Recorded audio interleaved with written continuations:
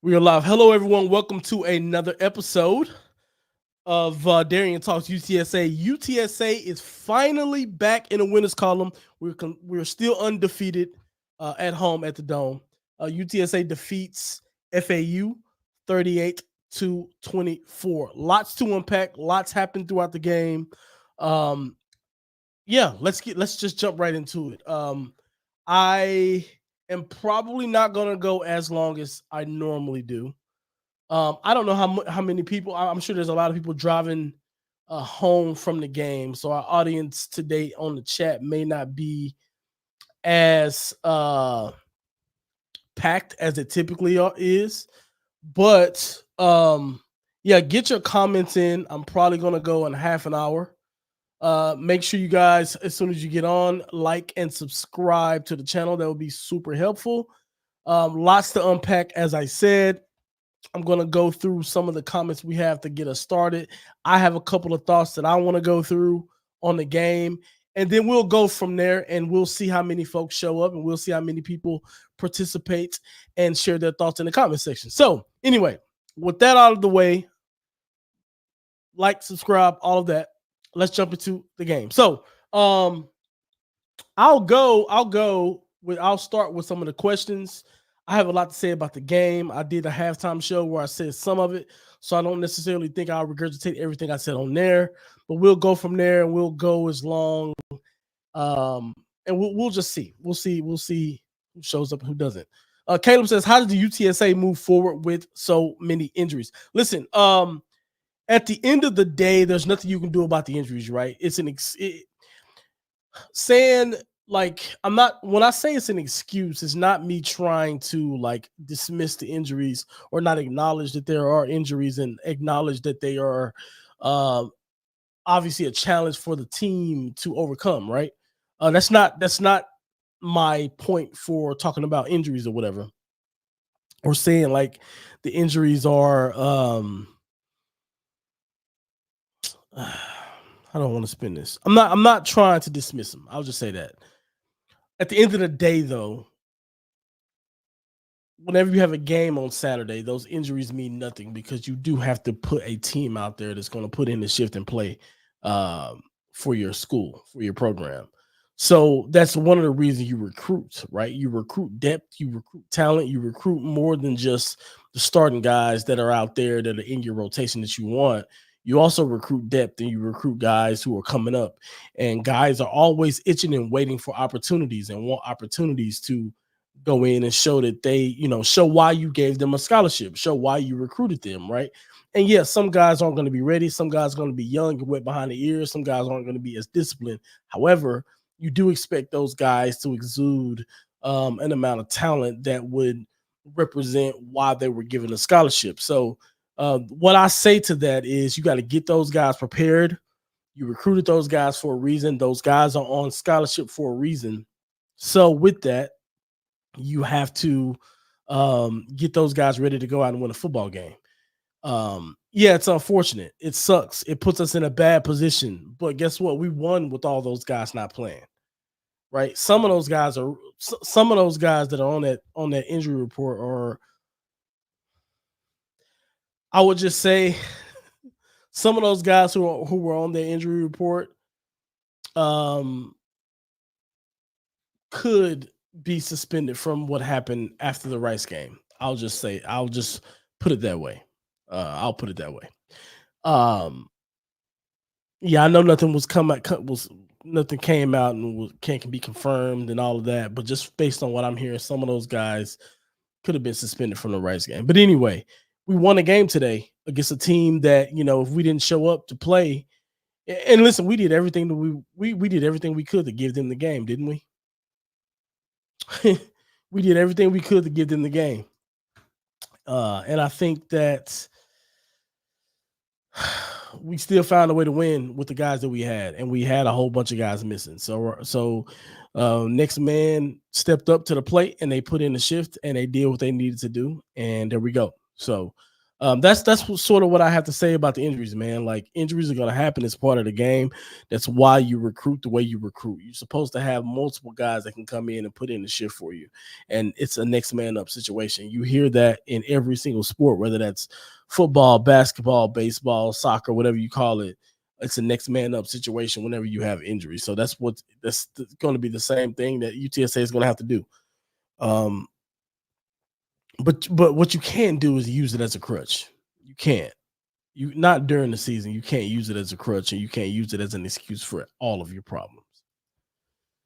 Frank said, "What I learned is that as long as McCown plays Tom Brady check down offense, we are cooking." Here's what I'll say about that. I listen. I do think that the short game, our short passing game, is important to us, and I think we utilize it. And I think we should utilize it a lot more on first down and on second down and things like that, because to me, it opens up the defense a little bit and it keeps us out of third and long situations. Our offense is terrible when it's third and long situations, which is why I was really frustrated at the offensive coordinator, Burke, for, we had a 2nd and 11 and you run a delayed running play. And it's like, bro, you already know that the chances of that play is probably not great. I'm sure you got percentages of a success rates on some of these plays. And why would you choose that particular play on a 2nd and 11 that's just going to put us in a position of where we're in the 3rd and 12? And that's exactly what happened. And that's exactly what happened on one of those interceptions. I believe the second one. You can go back and watch it yourself. It doesn't make any sense, right? But I bring that up to say the short passing games helps us out. Owen can get the ball out. I mean, for the most part, in the short passing game, and we can pick up 5 to 6 yards. Those are pivotal on those first 2 downs because it makes third down easier for us to convert. It opens up the playbook. It takes pressure off of the guys, and we don't have to do anything downfield if we don't need to. We could even incorporate the run game into some of this. So, yeah, I mean, listen, the Brady check down offense is not a bad thing. It's not a bad thing. I would say that. Brandon says, finally added a vertical aspect to the offense. Well, listen, it's not even like we've tried to throw the ball vertical and we just haven't been very good at it. We weren't great at it today, to be fair. I think Owen missed William McCoy on a deep post early in the game. He got to make that pass because William McCoy had a step on that corner. So, those are passes that we have to have. So we have been in situations where, I think Willie Carpenter was free too on the near sideline on UTSA's home sideline. He beat his guy. McCown overthrew him. So we just got to be more efficient at those, right? I mean, obviously we did some good things. You look at we're really good at the seam ball, man. I give McCown this. He throws a really good seam ball over to those tight ends. He did that multiple times today, and I think a lot of those guys were, Patrick Overmeyer's. His touchdown was great. He threw a nice, good play. I think for 30 yards over to Oscar. He hit Hunter Thomas over the middle on the seam ball. I think we're really good at those. And we gotta incorporate that a lot more than what we have been. And I think we'll be fine going forward. But that's something that we gotta continue to do because it opens up everything else. You see, when other aspects of our offense start to work out, then our running game gets better. Did you notice that they basically had a muzzle on us from a running standpoint in the first half? Then we came out the second half and we started to have success throughout, in the air. And did you see at the end of the game, Brandon Hodges started to get loose?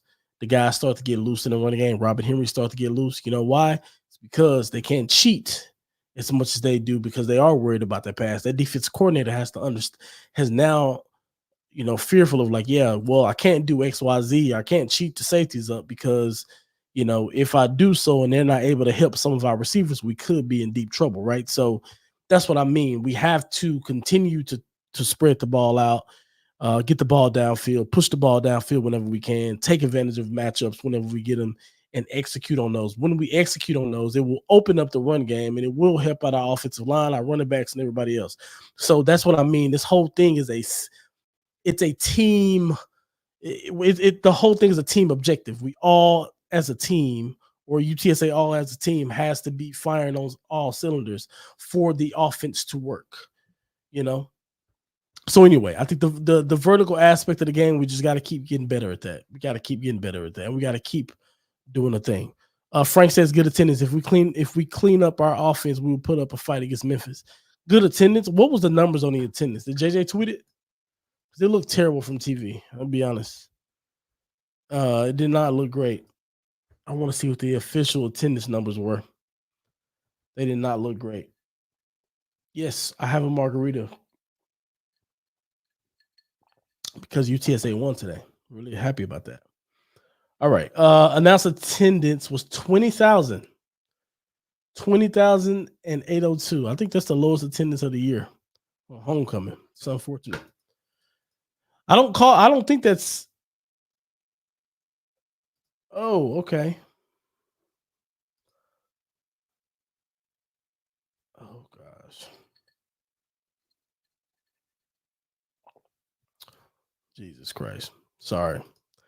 I just caught a tweet when somebody was coming at my neck and it caught my attention for a second.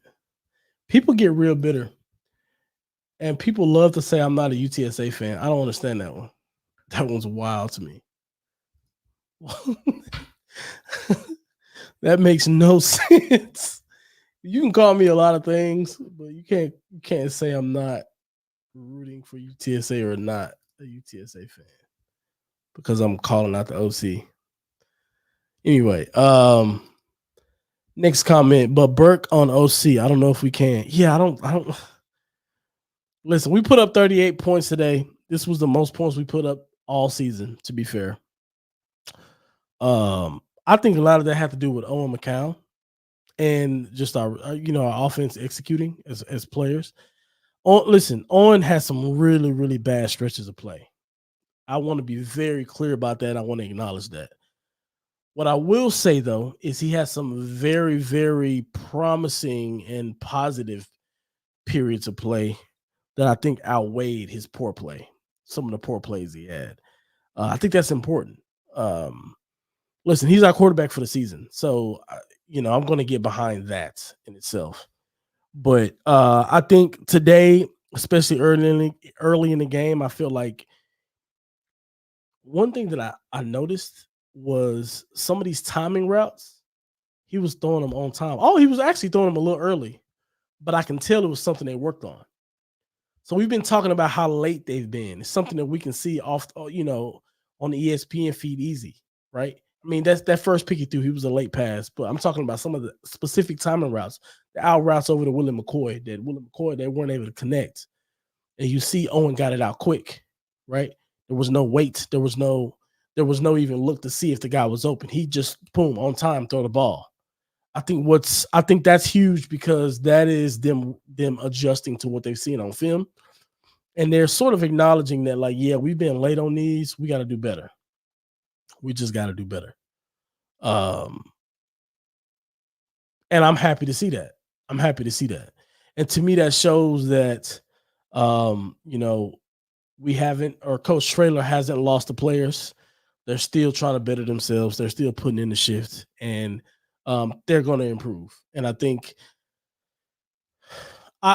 it's funny because I've been saying, like, since the bye week, or since East Carolina, I think Owen is starting to play better. I thought he played really well against Rice. Today, I seen some things from him that I would say he took a step forward, even with the really bad interceptions he threw. Those interceptions are inexcusable, and they can't happen. But I thought some of his decision making throughout the game was great. I thought some of the balls he threw over the middle and on those seam balls were great. The touchdown he threw to Jamel Hardy was awesome. To Overmar was great as well. I think he did some really, really good things to not put our offense into bad situations. I think a lot of the times whenever he pulled the ball down to run on third down, specifically early in the game, I thought was pivotal to our success and keeping drives alive and giving us a chance. So these are things that he wasn't doing consistently earlier in the year. And to me, that shows a quarterback that's getting a little bit more comfortable in his situation. Now, the big question is that good enough? Who knows, right? I don't know if that's good enough, but what I can acknowledge is his progression, and he himself is playing better than some of the standards that or I can't say standards he's already set, but he's playing better than some of the markers that he's set for himself based on some of the previous games he's had.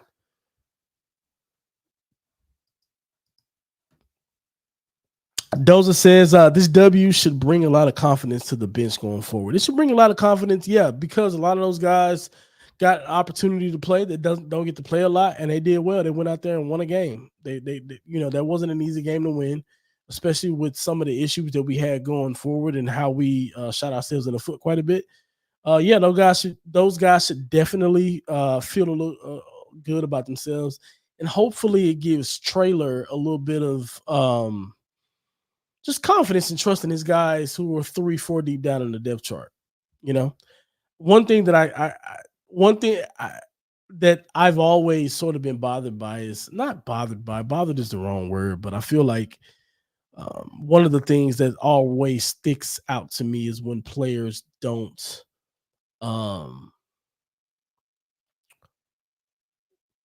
not players, when coaches recruit some of these guys and then afraid to play them. It's almost like, are you admitting your mistake or what? You know what I mean? Like if you recruited these guys, that means they ballers. Put them out there. You know, you gotta prepare in the week. You gotta prepare everybody, bro. You gotta prepare everybody. The entire team is not playing scout team. You gotta be able to go 3 deep, 4 deep in some positions. Got to. And all those guys gotta know the playbook. They gotta know that they gotta be ready. They gotta be ready.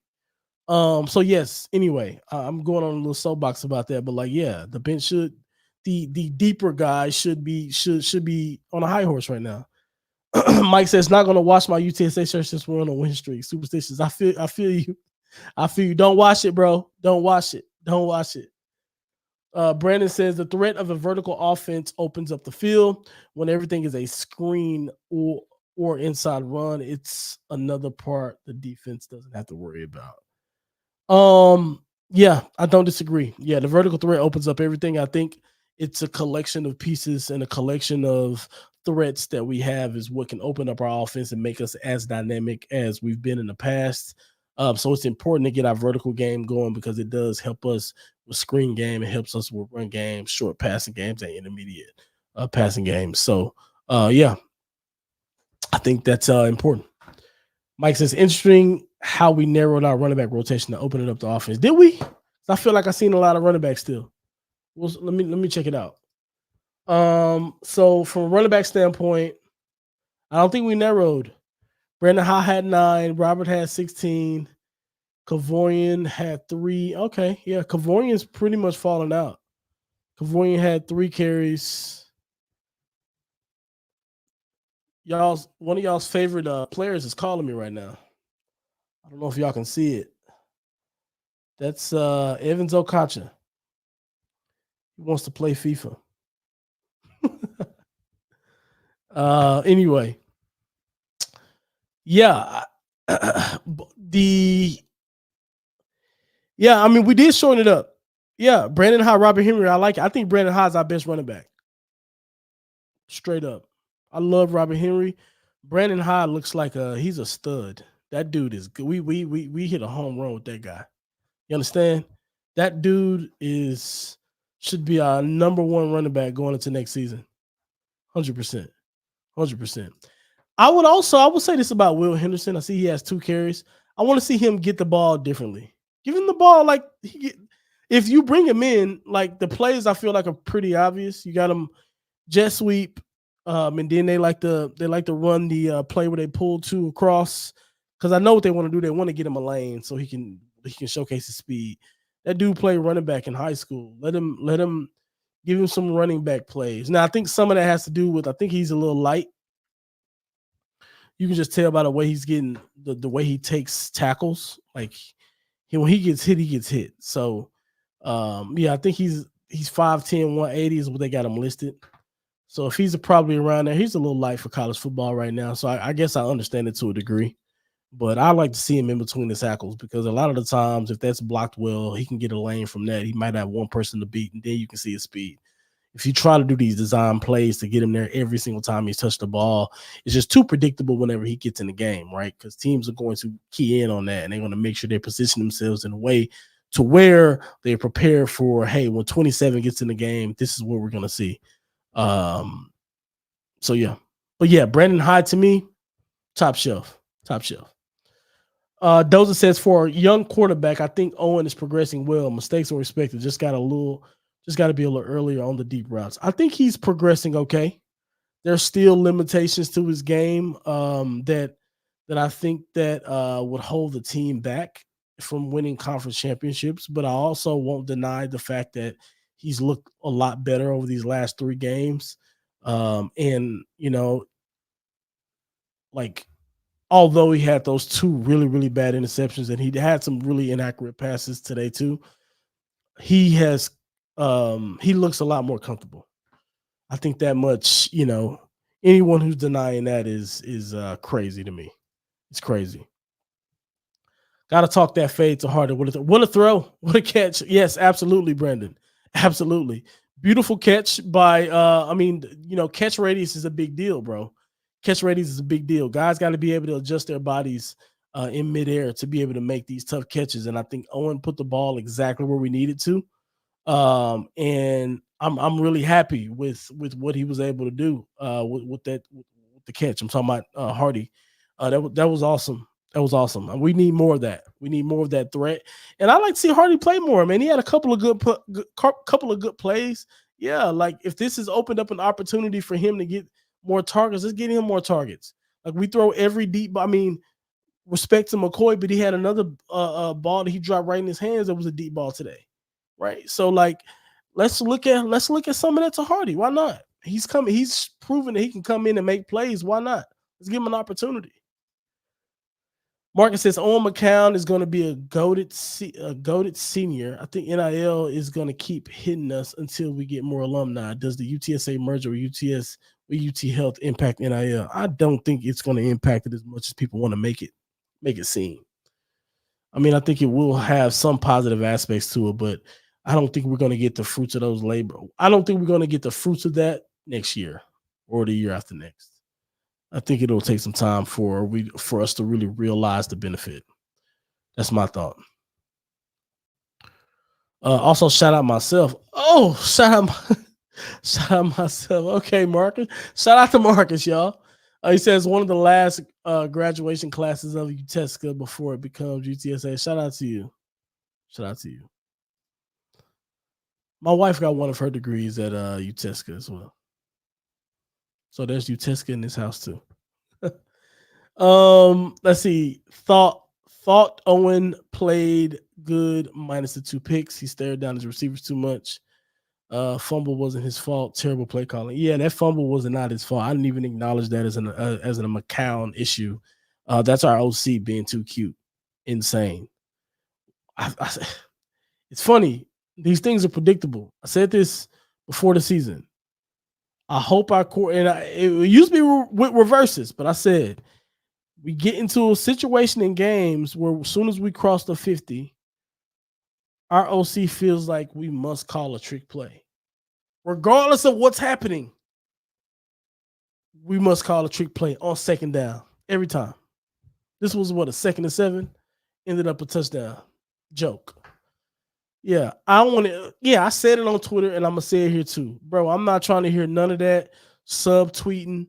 You know what I'm saying? Like, I don't defending the OC. Like, at me, please. Like, please. I'm ready to have that conversation. Please. Come on, bro.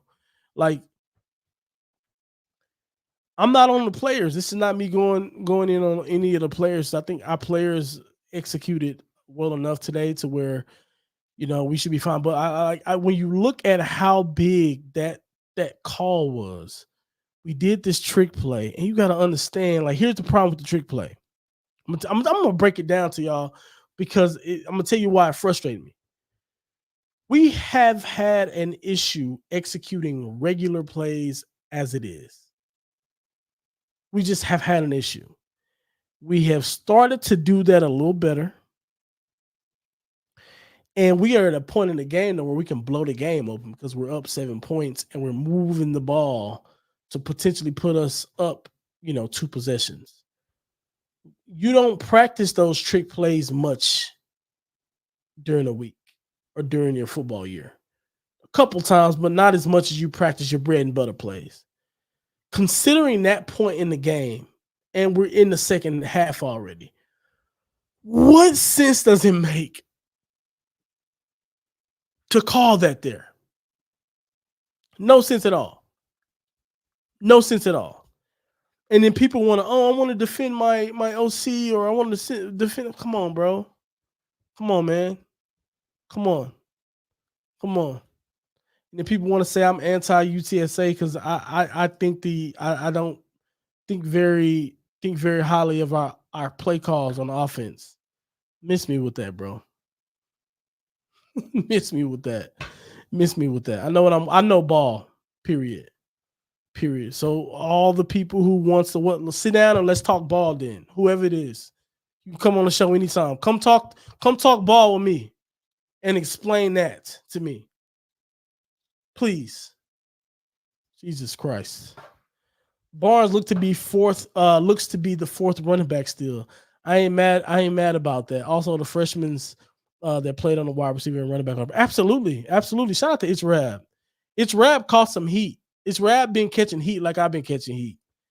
And It's Rab and I don't agree on everything, but if y'all coming for It's Rab, y'all coming for me too. Anyway, yeah, I listen. I think the freshmen, but that's what I mean. Like some of the recruits that we got have played well, right? They've done, a lot of the young guys have played well. I think that's sort of what I mean. Whenever the question earlier came up about what do we do about injuries, young guys got to play. You got to prove a little earlier than you probably want to why you recruited them. But yeah, young guys got to play. You got to make sure they're ready to go. And that's what it comes down to, So yeah, I think our wide receivers, some of the guys that don't get a lot of time to shine, showed themselves. Brandon Hawk, I'm telling you, I think he's the best complete running back we have right now, and we're seeing it. And I mean, young guys, Will Henderson's another one. I just want to see him get different touches than the ones he already, than the ones he typically gets, Losing Rocco to the portal doesn't bother me now that B High is coming in the form. Yeah, I mean, listen, the Rocco situation is unfortunate. I think he's a really good player. A team is going to be he has from what I've already seen, there's a lot of teams already reaching out to him, so he's going to land on his feet easily. It just shows the depth that we have in that room. Our running back room is very, very good. It's very, very high level. And Brandon Hyde, to me, is as good as it gets. And that's not to mention some of the other guys who haven't even gotten an opportunity to show themselves. Bryson Donnell, Will Henderson's one of them. We got Adrian Peterson's cousin coming in. So, yeah, we got a lot of guys that are going to be really good at that running back position. Will Henderson told you at home. Yeah. Waiting for the day where we roll out McEwen, Amador, and Hardy out on that field. Listen, I would like that. I don't know what Amador's injury is, but it's just unfortunate that we're not able to get a talent like that on the field. I think he can really help us. It's unfortunate. I'm going to wrap up here in a second. Now I see why you say that Owen stared down. You can see that on the play where it looked like it was a pass interference. I mean, you can see that on a lot of plays. That's just what he is. And that's kind of what I say when people say that, like, I'm harsh or whatever. It's not even that I am. I'm just speaking to listen, like I tell people all the time, I watch the game from a corner's perspective for the most part, because not all the way, but some things I do watch like a corner. Quarterbacks I do 100% because I think it's valuable to the audience, right? It's like if I'm a corner, how did I look at quarterbacks? Oh, this dude's on here. Hold on. I'm sorry. I got to get on there. He says, Michael Wall says, congratulations on the win. Now beat Tulsa and try to win 2 of the last 4 games to get a bowl game slot. but Memphis and Army are definitely losses. Temple should be and still. Hey, Michael Wall, while you're here, I have a question for you, and I hope you're here to listen to it. What if you're not a fan of UTSA, right? Because you're the one who calls me idiots and all this stuff. Why are you here? Why are you here? Serious question. It's like I appreciate people who aren't a fan of UTSA and that type of stuff.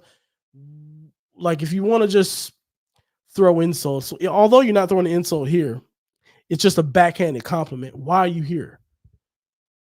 That's really my question. I'm not going to block him or anything like that, but he knows some of the things that he's put on my put in the comment section on previous videos. I love to sit down and talk to him because I guess he knows everything.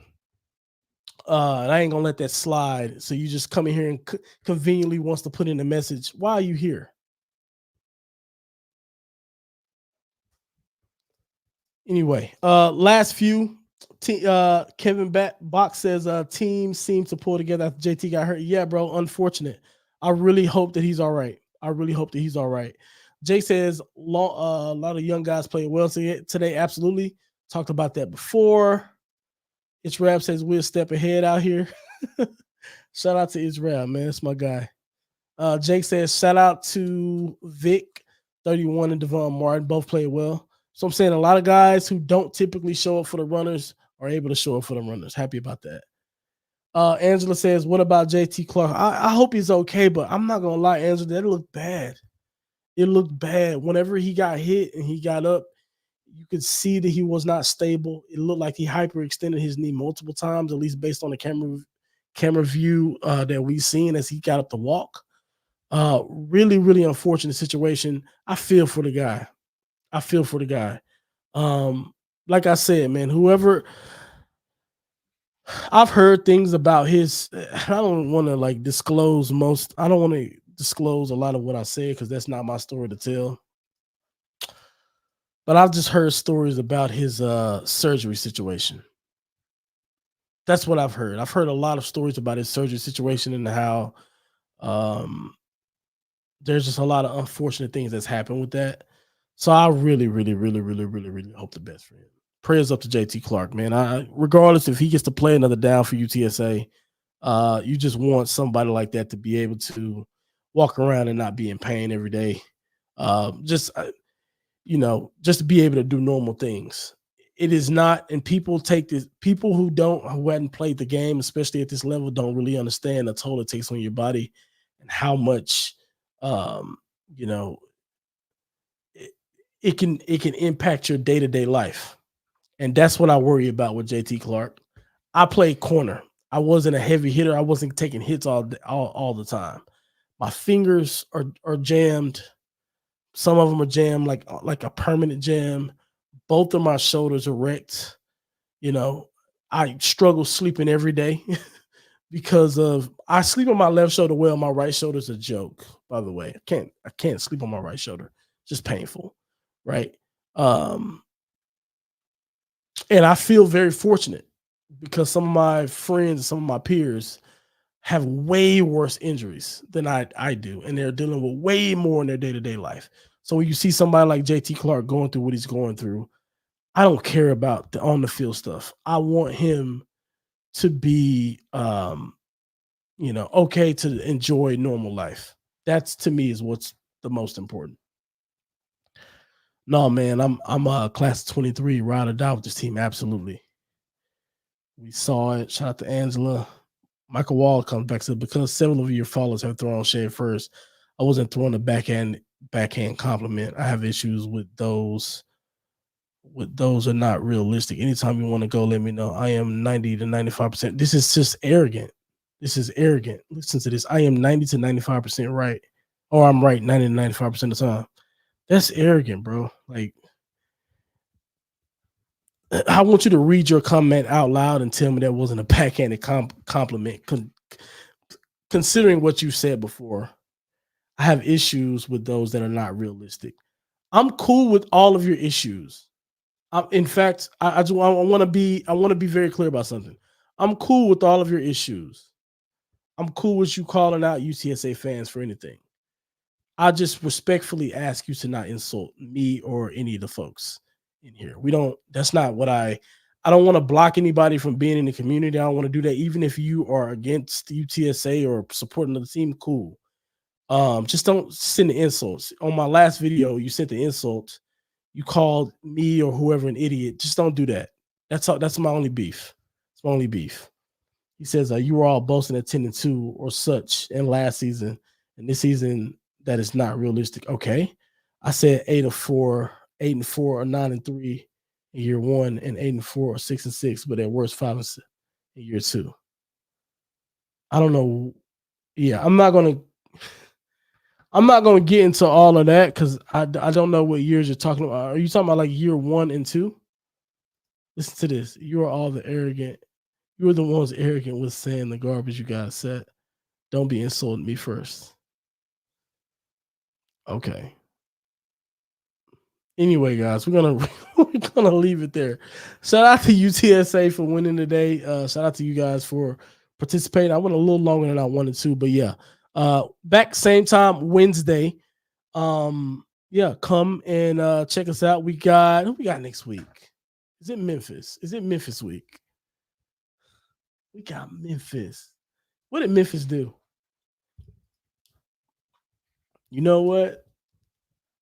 Memphis and North Texas right now is tied in the first quarter with North Texas. Oh, yeah, tied in the first quarter 14-14. Probably gonna watch some of that game, y'all. I might tweet some of the stuff too. So if you're not following me on Twitter, make sure you follow your boy. But peace out to you guys. I am out of here. See y'all Wednesday.